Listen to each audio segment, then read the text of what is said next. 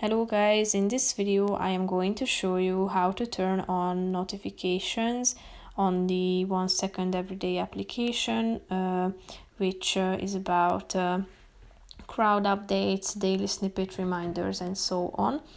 But first I just want to mention, don't forget to subscribe to my channel, because at 10,000 subscribers I am going to show you my whole YouTube revenue statistics and growth strategy, how to make money online. So let's jump into it.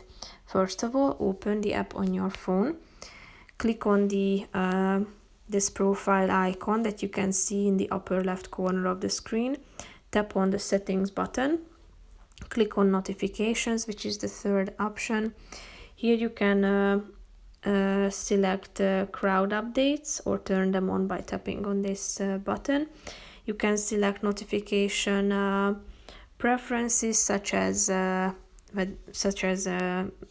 notifications about comments on my snippets, follow requests, suggested follows, new share snippets and expiring snippets.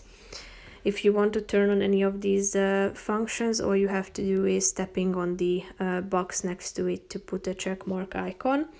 You can turn on daily snippet reminders as well, and rewinds and themes.